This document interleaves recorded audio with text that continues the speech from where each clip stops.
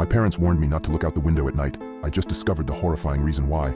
Ever since I was a baby, my parents always told me, don't look out the window at night. I always asked them why, but they would just shrug it off with a creepy smile. As I grew older, I stopped questioning it, but I just never could have guessed the horrifying secrets my parents were hiding.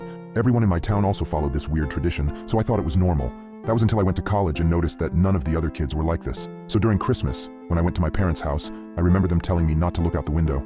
I gave them a smile and a small chuckle before telling them I wouldn't. However, curiosity struck me the moment they left the room. As I lay in the dark, I came to a decision. I was going to look out of the window. Just as my hand came to the sheer white curtain of the guest room, I paused. My mind flashed to that one time when I was 12. My parents were talking in the kitchen. I was home with the flu and was about to make my way to the sink for some water, but I stopped at the doorway. I hid behind the wall, peeking my head out from the doorway just an inch. My mother was crying and my father was holding her and rocking. That poor little girl. I feel horrible for her family, whispered my mother. My father just nodded and continued holding her. I went back to my room after that. Several hours later, my dad came up to my room with several pieces of wood and boarded up my windows. What are you doing that for, Dad? I asked him. Oh, it's nothing. Just safety reasons, he replied. I learned at school the next day that a little girl was found dead the previous morning, the window broken and curtains torn. I snapped back to the present. My hand drew back from the curtain. I shook my head, cursing myself for being so weird. What was the worst that could happen? It was just a window, it couldn't hurt me, right? As I reached my hand out again, my instinct was telling me to stop. My gut twisted as I reached nearer and nearer. Just as I touched the curtain, a painful howl came from the forest surrounding the house. I flinched back, deciding to just lay down and try to get some sleep. I forgot how hard it was to get sleep in my hometown. Every night, coyotes howled for hours everywhere in town, or at least I thought they were just coyotes. The next night, I woke up in a cold sweat. I glanced over at the alarm clock next to my bed. It was midnight. I groaned and sat up in bed. A low growling sound from outside of my bedroom window. I thought back to last night and decided that I had made up my mind about looking out. I thrusted my arm towards the curtain and pulled back hard, almost ripping it away from the rod. I flattened myself against the wall next to the bed for a moment before I put one eye in front of the window. I immediately regretted my decision as I heard claws clacking up the house. I flung myself out of bed, tumbling on the floor. I stood up and got back up on the bed. I stuck my face closer to the window as the clacking got closer and closer. It suddenly stopped for a second before the most terrifying creature popped up from outside, emitting a horrible shriek as it did so.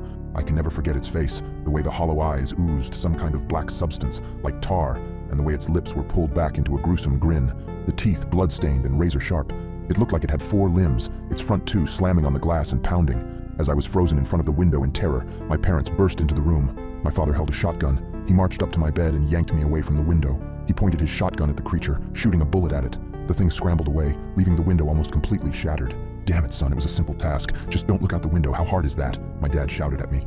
I wasn't processing his words. I was sitting on the floor, arms and legs splayed everywhere in utter shock.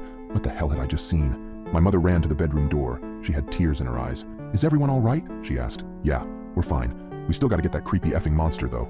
Nathan, get up. We got some work to do, my dad said. I got up as soon as I could. My dad thrust the shotgun into my arms and marched downstairs. He opened the basement door and descended, coming back with a machete and some kind of spray bottle. He sprayed the liquid onto the machete before walking to the front door and wait. Dad, what are you doing? I asked, confused. I was just traumatized, and now my dad is waiting at the door, machete in hand like he was about to kill someone. Instead of a response, my dad just hushed me. The house was quiet for several seconds before a loud banging and howling came at the front door. We heard a rip, and we knew the screen door was no more. The wood of the interior door started to splinter, and I took a few steps backward. My dad glared at me. Nathan, now is not the time for this. Point the goddamn gun and get ready to shoot. I aimed the gun at the door, trying to find the spot where the howling was coming from. The door was strong, but it wasn't indestructible. The creature burst through the door, and I pulled the trigger in a moment of terrified panic. My dad knelt down and brought his machete down on the abomination's head. The howling ceased, and my mom rushed forward with a tarp to cover the spot where the door was destroyed. Honey, are you okay?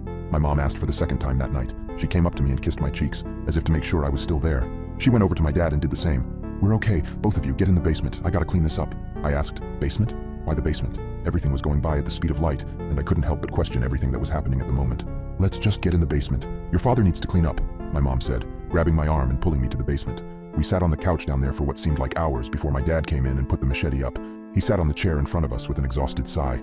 The three of us sat in silence for a few minutes. In that time span, my brain was able to come up with a coherent sentence. Dad, what was that thing? He just looked up at me, eyes dark, and said, Where do you think that howling came from?